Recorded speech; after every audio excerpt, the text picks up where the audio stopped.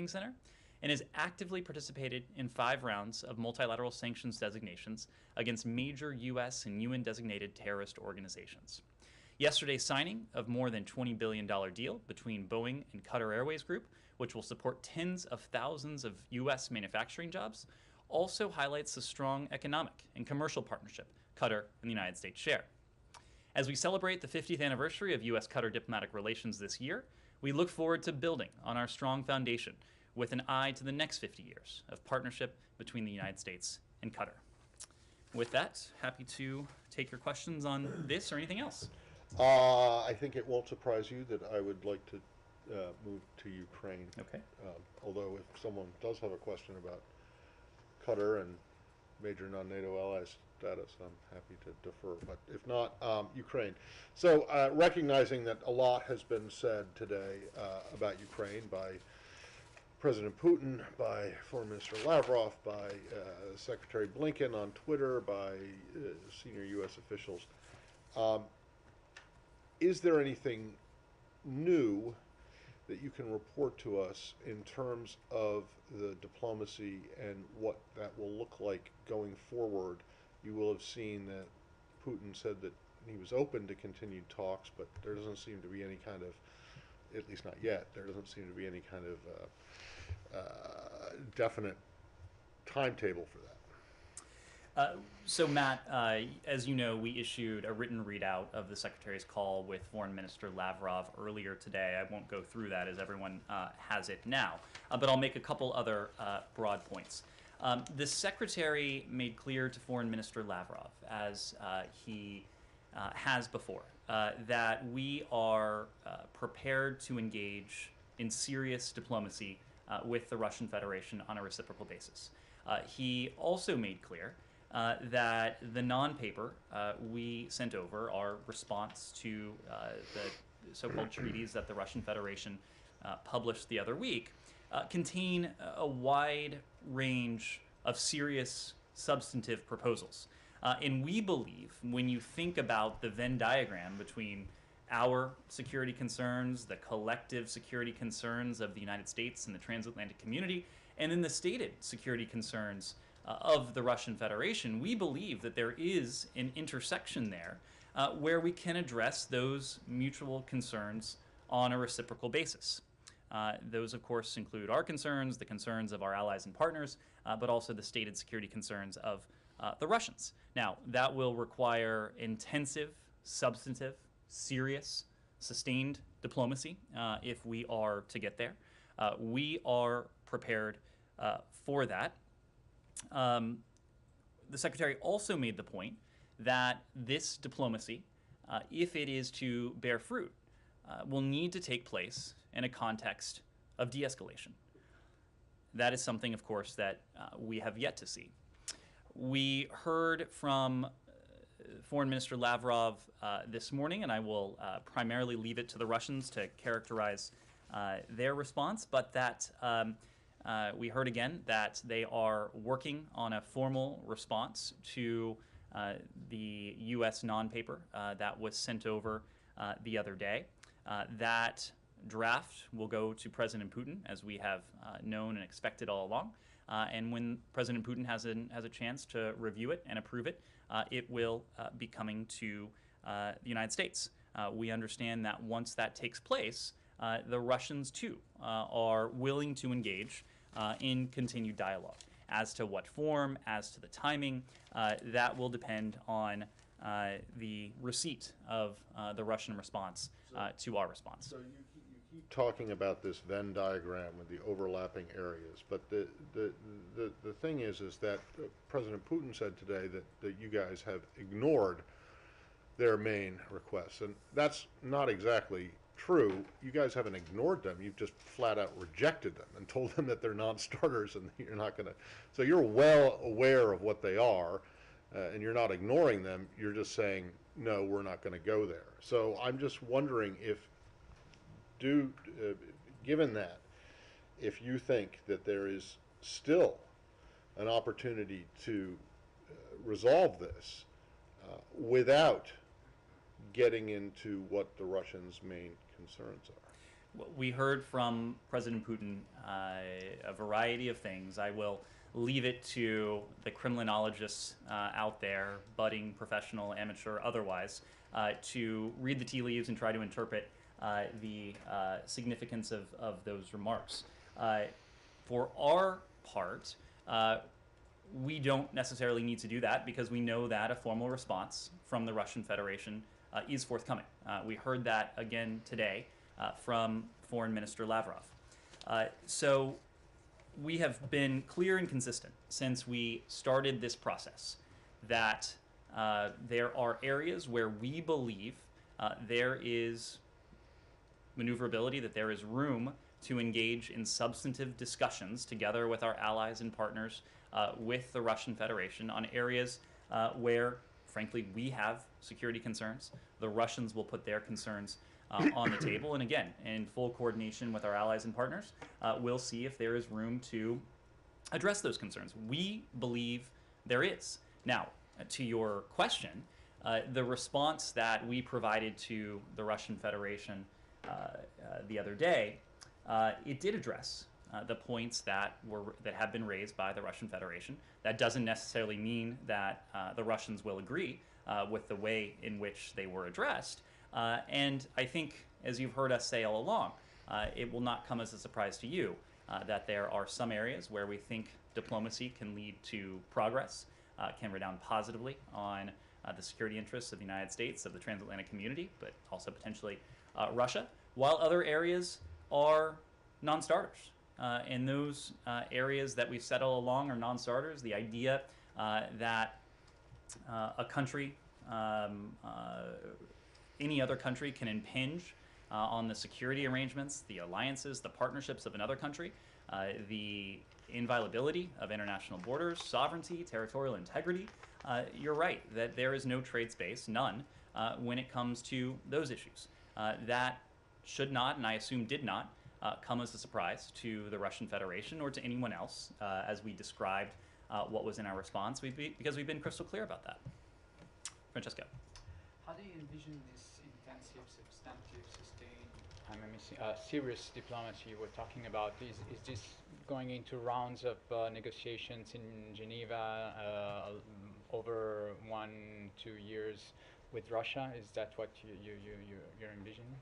I don't think that time frame is what any of us have in mind as an initial matter, at least. What I can say is that for the past several weeks, we have been, together with our allies and partners, engaged in diplomacy with the Russian Federation in a variety of venues and fora. We have done this bilaterally through the Strategic Stability Dialogue that Deputy Secretary Sherman engaged in with her Russian counterpart, Mr. Ryabkov. In Geneva the other week. We have done this in the context of the NATO-Russia Council, together with our NATO allies. We've done this in the context of the OSCE, with all of the participating member states of the OSCE, of course, of which Russia is a member. And Secretary Blinken had an opportunity, again bilaterally, but outside the formal SSD context, the context of the Strategic Stability Dialogue, to engage with Foreign Minister Lavrov in Geneva the other week. So we are prepared to continue through all of those venues, through all of those fora. What matters most to us is that our diplomacy, our collective engagement with the Russian Federation continues to be conducted in full consultation and coordination with our partners and allies. Oftentimes that will take place, we expect, with our allies and partners sitting next to us at the table, as would happen at the NATO-Russia Council, at the OSCE. If it were to involve another bilateral engagement, which we are open to, we would continue to do that in full consultation and coordination with our allies and partners. Nothing about without. That is not a mantra that we are ever going to abandon or discount in any way. And I think you actually saw that today, after Secretary Blinken had an opportunity to speak with Foreign Minister Lavrov. He then immediately picked up the phone and spoke with NATO Secretary General Jens Stoltenberg, OSCE Chairman in Office Zbigniew Rau, EU High Representative Josep Borrell. The Secretary thought it was important to engage them immediately on his discussion with Foreign Minister Lavrov. They had an opportunity to discuss that engagement. They also had an opportunity to discuss our approach to the Russian Federation going forward, both in terms of diplomacy and dialogue, which remains our preferred course, but the alternative course that we are continuing to pursue, the course of defense and deterrence. Are you in any way more confident today after hearing from Foreign Minister Lavrov, after hearing President Putin at his press conference, that an aggression against Ukraine can be avoided by diplomacy? I'd make a couple points. One, this is not about optimism. This is not about pessimism. This is about a clear-eyed approach to what to us and what to our allies and partners is a clear threat to international peace and security. So these emotions, these orientations, one way or another, to us, it is about the stakes of this, and the stakes for us are very clear. Number two, again, we are just not going to be in the business of parsing, certainly not publicly, statements we hear from senior Russian officials, because we understand again today that we'll be in receipt of a formal response that has been approved by President Putin that presumably will detail precisely and in specific language where the Russian Federation stands. Andrea. Thank you, Ned. Is there, speaking of time frames, is there a time frame beyond which, if you don't see any signs of de-escalation, there could be a number of steps? There's pressure from the Senate, in fact, for sanctions before any kind of kinetic action. Could the U.S., is there some limit to how long you can have 130,000 plus troops and other military equipment, missiles in Belarus? And if I may just say something also on a point of personal privilege. I don't know what else has been said in this room, but I just want to say that a remark on the passing of a real pioneer, one of your predecessors, Phyllis Oakley, who was just such an inspiration to women in this building and to the reporters who cover this building, because of the written and, most importantly, the unwritten rules of gender discrimination in the Foreign Service. And she really persevered and broke through, so she was a great standard bearer. Among other titles, she was an Assistant Secretary of State. She was also a Deputy Spokesperson and spent some time speaking to your predecessors as well. So she is someone who has really left her mark on this institution. You saw that the department issued condolences to her family, and to her loved ones, and noted the legacy she leaves behind, a legacy that was integral to doing what was long overdue, ensuring that women were fully engaged, able to be fully engaged in this work, and that married women had the same rights as their male counterparts. So we do know her passing, and appreciate you raising that. In terms of the time frame, our goal here is to forestall, is to prevent, is to deter a further Russian invasion of Ukraine. So only the Russian Federation can determine how long this goes on for. We are ready either way. We are ready if the Russians are willing to continue down the path of diplomacy and dialogue in good faith. Again, knowing that this is a process that, if it is to be effective, has to take place in the context of de-escalation. We are equally ready, however, if the Russians determine that they are set on the path of further and renewed aggression. This is a path that we've been walking simultaneously as we have an outstretched hand for diplomacy and dialogue. This is a path we've been walking simultaneously with our partners and allies. We've spent some time in recent days speaking to the long track record we have when it comes to this deepening sense of concern that has developed over almost 3 months now. It was in November, early November, if I recall, where we first started talking about this publicly. We have started to engage allies and partners late last year as the intelligence and information emerged of the Russian military buildup along the Ukrainian border, as our own concerns grew based on information that was then private, and has since been made public. So this is something we have been at for some time, but again, our goal is to forestall, to deter, to do everything we can to see to it that there is not renewed Russian aggression against Ukraine. But again, our charge is to be prepared with whatever course Vladimir Putin decides. Yeah, please. So what was the main achievement during this course? Well, it was an opportunity. First, this was a moment that was agreed to by the two individuals in Geneva, coming out of the Secretary's meeting with Foreign Minister Lavrov in Geneva last month now. It was agreed that the two would have a follow-on conversation in the coming days. It was shortly after that engagement in Geneva where we submitted what we call our non-paper, the written response to the so-called Russian treaties. And that was done. The Russian Federation has now had that document for some time. We understand that they're studying it. We understand that Vladimir Putin has had an opportunity to, at least an opportunity to see it.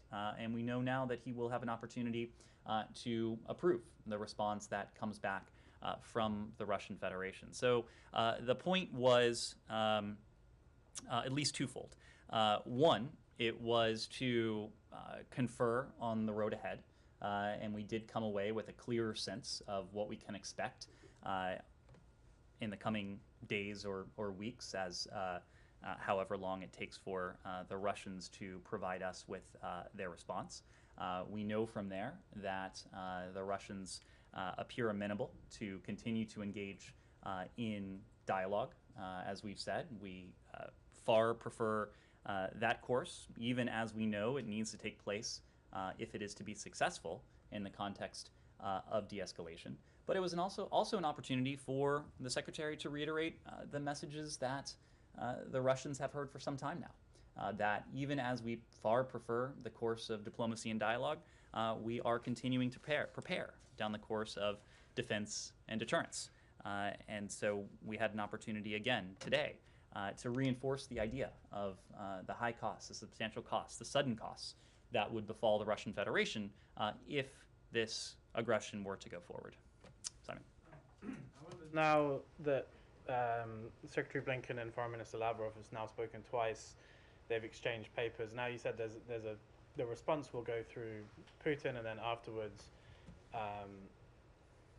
Blinken and Lavrov will speak again. I wonder, is it then time, because there doesn't seem to be anything changing in terms of both sides' position, is it then time for the two presidents to speak again after that response has come? You know, does it need to escalate to that level? It really depends on where we are. You've heard repeatedly from President Biden, I believe most recently during his press conference last month now, that he and we remain open and amenable to another leader-level engagement between President Biden and President Putin. They've had an opportunity to speak on the phone.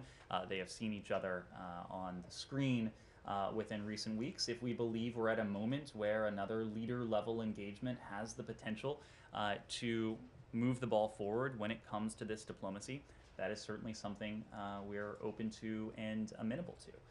But it will just depend on where we are after this next step then. I hate to say it, but it sounds very much like Groundhog Day. I mean, we've been here for a month. You say the same thing. Russia says the same thing.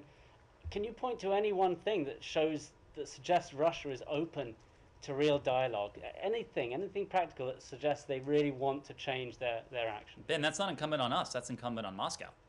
So you've seen nothing? Well, it is true, as you have heard from us. We have not seen concrete, tangible signs of de-escalation. That is what we have continued to convey that we need to see if this dialogue, if this diplomacy is going to bear fruit. But to your question, we are not waiting on signs of de-escalation. We are not sitting on our hands calling for de-escalation, and we are moving forward as quickly and resolutely as we can to proceed down this path of defense and deterrence. Again, this is about defensive steps that we are taking as an alliance, as a NATO alliance, defensive steps that we are taking to shore up the defenses of our partner Ukraine, steps that we are taking to deter a Russian invasion or renewed Russian aggression against Ukraine. Some of that is consistent with the defensive steps that we've taken. Some of that lies in the fact that we've been very clear, not only the United States, but our European allies and others, about the massive costs, economic, financial, and otherwise, that would befall the Russian Federation if an invasion, renewed aggression, were to go forward. You've already seen manifestations of those costs even in advance of the imposition of any new sanctions or authorities on the Russian Federation. We've talked about this before, but the Russian stock market has declined significantly. The value of the ruble has declined significantly. Market participants are growing increasingly pessimistic about the implications of the sanctions and the economic measures that we've talked about, were they to go forward. So that, I think, is just a preview of what would transpire were these measures to be fully put into place. So, to recap, that is a question that is best addressed to Moscow. It's incumbent on Moscow to de-escalate. We are not waiting for de-escalation.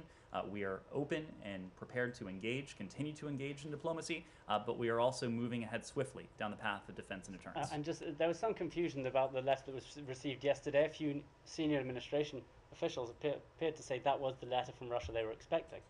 It was reported, and does that suggest that you don't know what's coming in that letter? That well could have been the letter when you first saw it? Why the confusion? No, there was never an intention to suggest that was the formal response from the Russian Federation.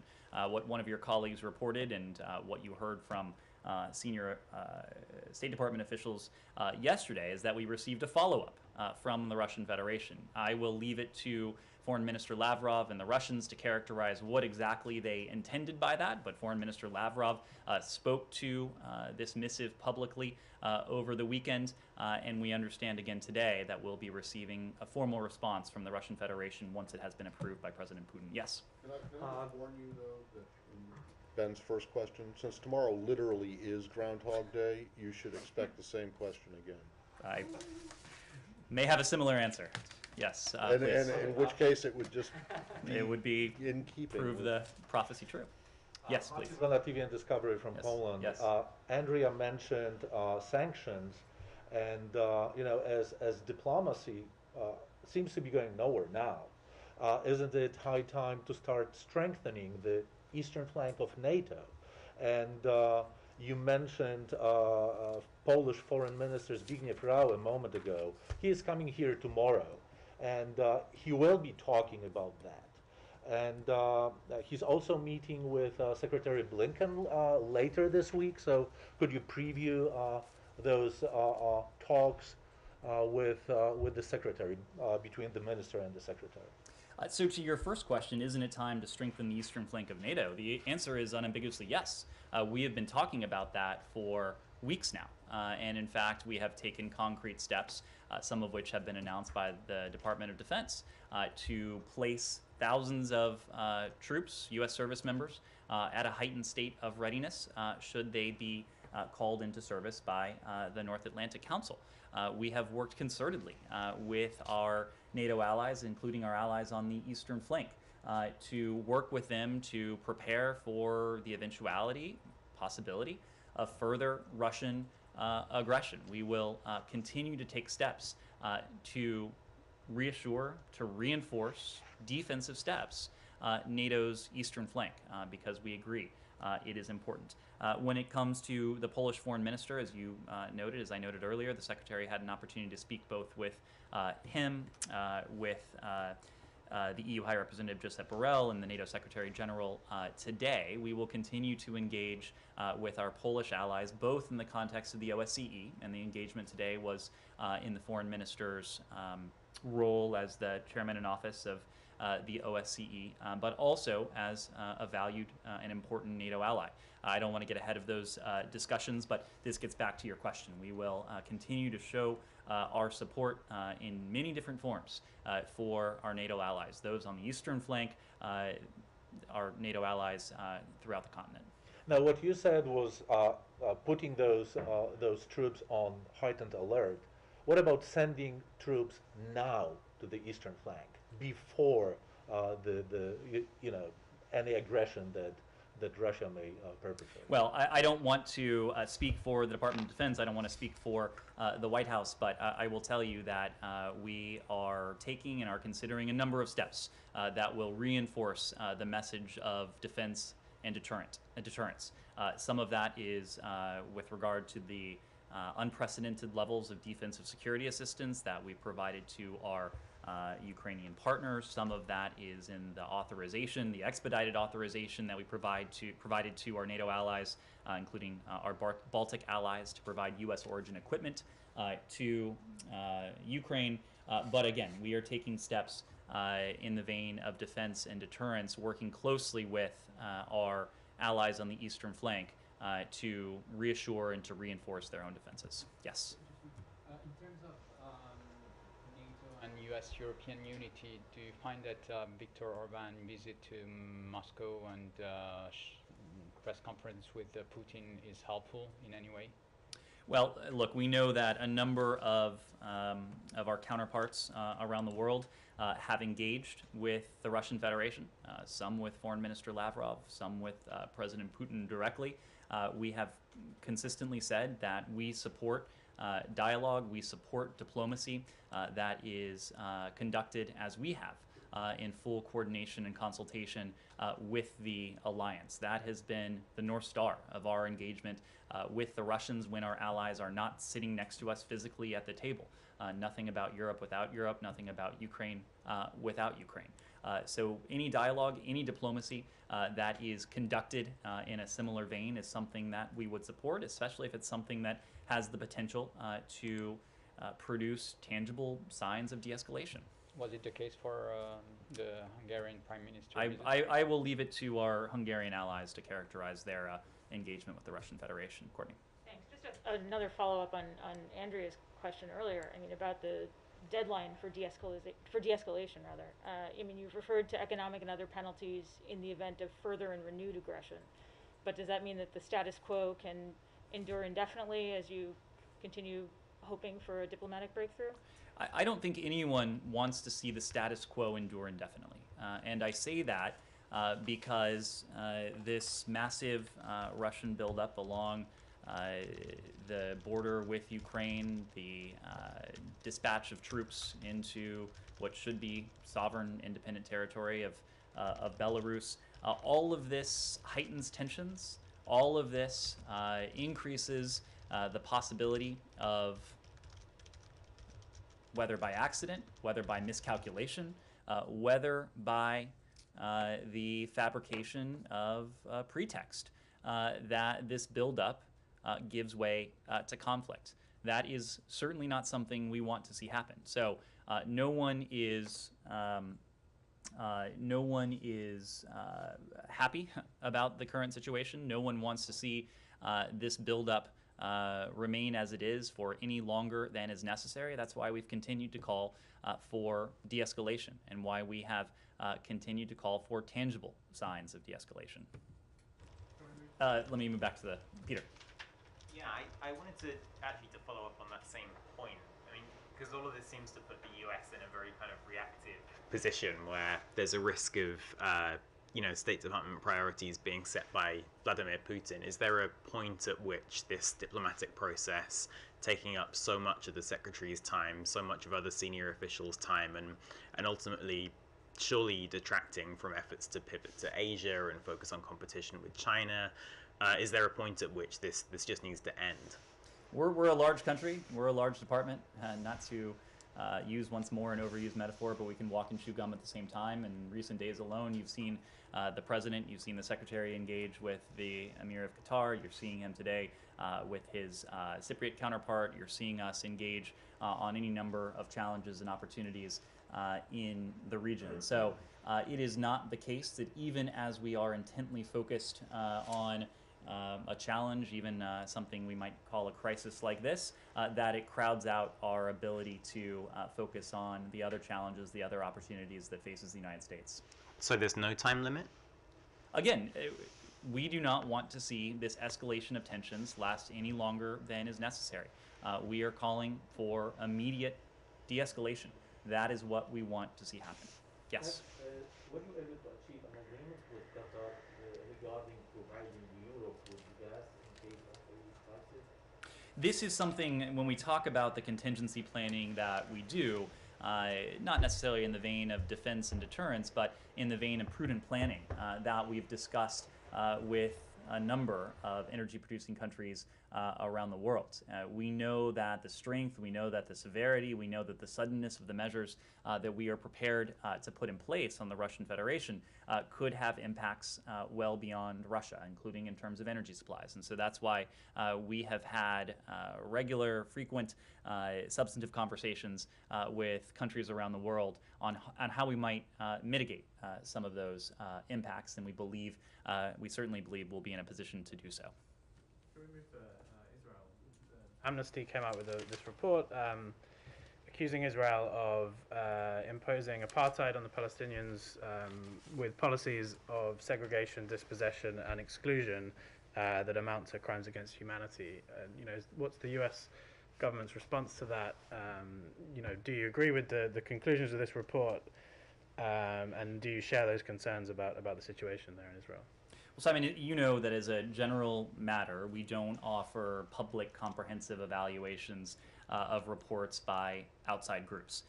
We have our own rigorous standards and processes for making determinations on potential human rights abuses, for documenting what we see take place around the world, including on an annual basis in the Human Rights Report. What I will say, however, is that we reject the view that Israel's actions constitute apartheid. The department's own reports have never used such terminology. We are committed to promoting respect for human rights in Israel and the West Bank and the Gaza Strip. We have an enduring partnership with Israel, and we discuss a wide range of issues with our Israeli counterparts, including those related to human rights. We support the efforts of the Israeli government, of the Palestinian Authority, alongside human rights activists, to ensure accountability for human rights violations and abuses. And we continue to emphasize to Israel and to the Palestinian Authority the need to refrain, as you've heard us say repeatedly, from unilateral actions that exacerbate tensions. This includes the annexation of territory, settlement activity, demolitions, incitement of violence, and the providing of compensations for individuals imprisoned for acts of terrorism. We take all allegations of human rights abuses seriously. That is true around the world, including allegations of arbitrary detention, and we continue around the world to urge respect for human rights. Do you think it comes from a place of anti-Semitism to make those accusations? That's what Israel's response to Amnesty has been. We have had an opportunity to speak about this with our Israeli counterparts. They have conveyed their objections to the report. As we've noted, we don't offer our own public comprehensive evaluations of reports, but we certainly reject the label that has been attached to this. When speaking about Israel, one other point here, we think that it is important, as the world's only Jewish state, that the Jewish people must not be denied their right to self-determination, and we must ensure there isn't a double standard being applied. Ned, it may be true that you don't offer public comprehensive evaluations of outside reports, but you certainly cite them quite a bit in your own human rights report. And I went back and looked, and in terms of just the last human rights report cited Amnesty International on Ethiopia, on Cuba, on China and Xinjiang, on Iran, on Burma, on Syria, on Cuba, and those references are endorsements of what this group, Amnesty, and then other groups as well that are cited as well, have found. Why is it that, without taking a stand or making a judgment about the findings of this particular report, why is it that all criticism of Israel but from these groups is almost always rejected by the U.S. and yet accepted, welcomed, and endorsed when it comes out, when the criticism is is of other countries, notably countries with which you have significant policy differences? Matt, I would make a couple points. Number one, when we include a footnote in something like These aren't footnotes, Ned. These are when we cite, yes. which it's a game of semantics, I suppose, but whether you call it a citation or a footnote. Well, when it says in the report, Amnesty International found this X Yes. in Xinjiang with the Uyghurs, and we and we determine that we think that it's a genocide, and you guys come out and cite that and say, well, we also agree that it's a That genocide. is a far cry, Matt, from I'm not saying it's the that same we thing, have but- comprehensive agreement with a So third-party it's- report so that was it's produced just- by an so it's outside just group. so it's just when it's criticism of Israel that you feel free to disagree? Where have you ever disagreed with an Amnesty report or a human rights report on a country such as Iran? This or, is not, Matt. China? This is not about any outside group. This is about our vehement disagreement with a certain finding in a report by an outside group. Okay. There are plenty of times where we cite, as you said, outside groups in our own reports. We cite the facts that they have uncovered, that they have put forward. But I don't think you're going to find any citation in any State Department document. And I don't think I'll regret saying this, that says the department agrees on a comprehensive basis with absolutely everything that's in this report. Barbara. Is it the department's view that human rights abuses resulting from occupation are discrete events rather than resulting from discriminatory policies or discriminatory systems that are backed up by law? Barbara, we document this comprehensively in our own human rights reports.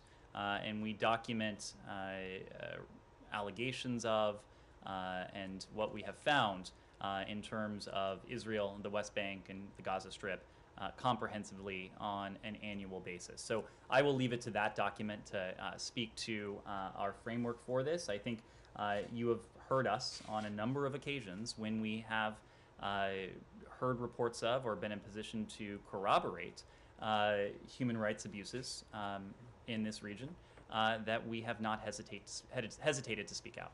I got two really brief ones. Sure. One is you may have seen that the Israeli military today said it was censuring or reprimanding several soldiers for their role in the death of or leading to the death of a Palestinian American. I've been asking for a couple of days now about whether you're satisfied with your request for clarification. Does this do it? Have you gotten this information from the Israelis, and are you satisfied with the response? Well, I expect we'll have a little bit more to say on this later today, but let me say that we continue, as I said yesterday and last week, to be concerned by the circumstances of the death of Mr. Omar Assad. He, of course, was a U.S. citizen who was found dead on January 12th after Israeli soldiers detained him in the West Bank. We do note the public statement on the report of the IDF, the Israeli Defense Forces, commander's investigation into the case and its findings, including the determination that, quote, the incident showed a clear lapse of moral judgment and a failure to, quote, protect the sanctity of any human life.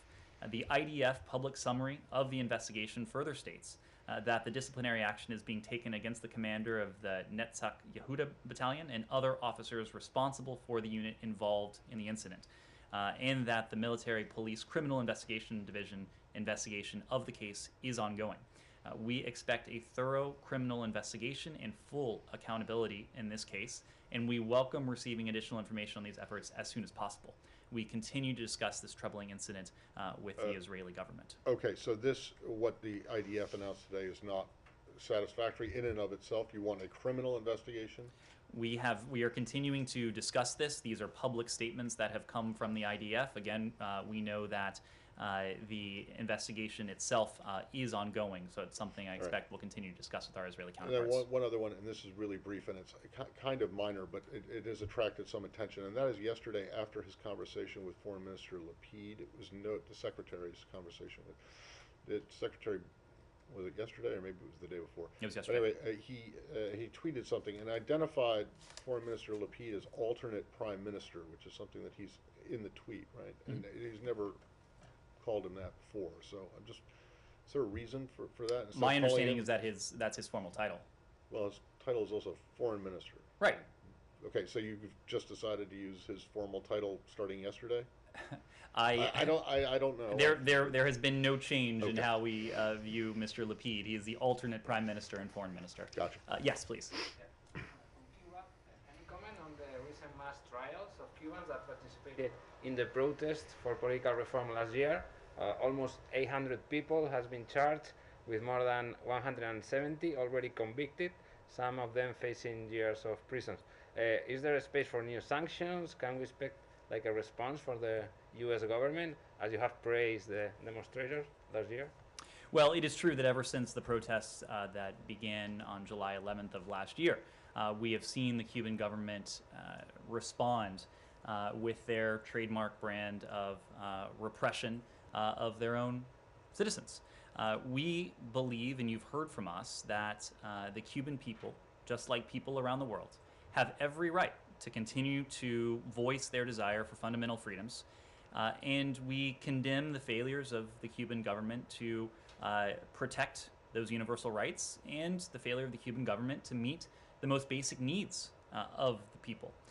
Again, rather than focusing on its own provision of services, its own governance, the protection of rights within Cuban society, the Cuban regime has responded with repression. And it was just last month that the so-called Damas de Blanco were imprisoned for doing nothing more than exercising what should be a universal right. We support the rights of Cubans and people everywhere to exercise their freedom of expression and peaceful assembly. We call on the Cuban government to respect these rights and to release those unjustly detained for peacefully protesting. No one should face prosecution.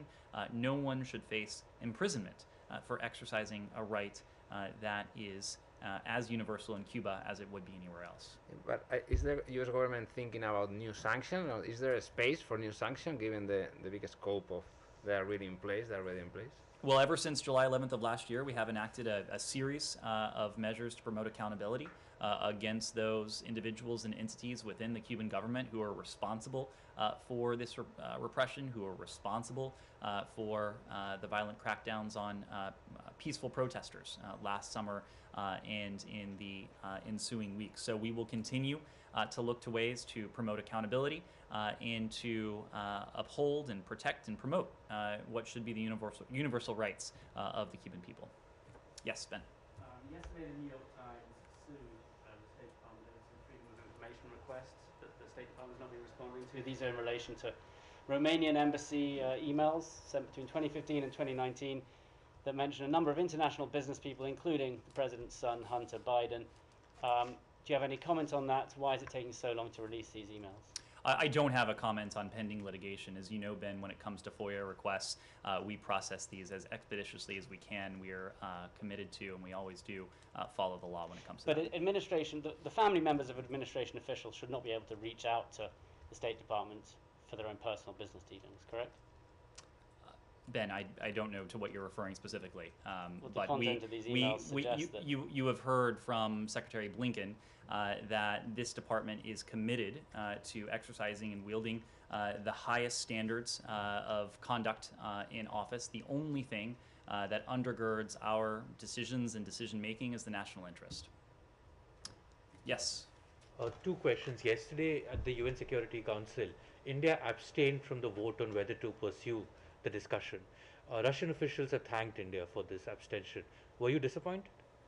Again, I think what we saw in the Security Council yesterday were countries from around the world voicing their concern with this Russian military buildup that has needlessly provoked a crisis, an international threat to peace and security, the very reason the UN Security Council took this matter up in the first place. And you heard from a variety of countries that the international community is firmly behind the path of diplomacy and dialogue. That's what we heard coming out loud and clear of the UN session yesterday. Sure. One, have you guys yet decided whether or not what happened in Burkina Faso is a coup? And the reason I'm asking this again today is because the Millennium Challenge Corporation says that it has suspended, it's more than 400 million, but I think it might be 450 million. Mhm. But anyway, they suspended a big chunk of their program to Burkina Faso. So has the State Department made a determination on this? So we are evaluating the impact of what we've seen transpire in Burkina Faso in recent days on our engagement with the country. It's too soon for us to get into specifics in great detail, but we've called for restraint by all actors as we carefully review the events on the ground for potential impact on our assistance. What I can say now is that we have paused most assistance for the government of Burkina Faso as we continue to monitor the situation. Well, can you be a little bit more specific about that? I can't. When you say most, what does that mean? Most means most. It means the majority. I can come up with other synonyms, but no, I'm not in a I'm not position looking now for a to. synonym for most. I'm looking for like a number. And what exactly is it? I'm just not in a position to. FMF?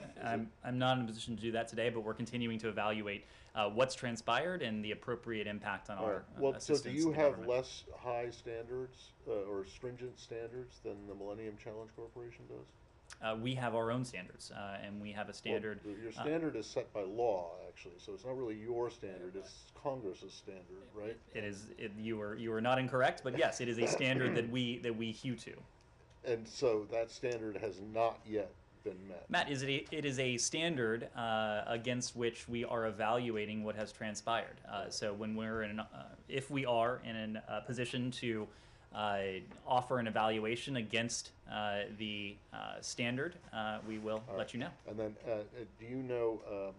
You've seen probably reports about what's happening in Guinea-Bissau. Yes. Do you have anything to say about that? We're monitoring those reports closely. They just began to emerge several hours ago, so we are continuing to watch closely. Yes. To remain in the region, what do you make of the huge differences appearing every day between Mali, the government, the junta in Mali, and France and Europe? And do you fear this could be a real blow to the counter-terrorism operations in the region, in the Sahel? Well, as you know, our French allies are indispensable partners in the counterterrorism effort, whether it is in the region or beyond, but certainly in the region. When it comes to what we have seen transpired between the government of Mali and our French allies, I would refer to them for any comment. Thank you all very much.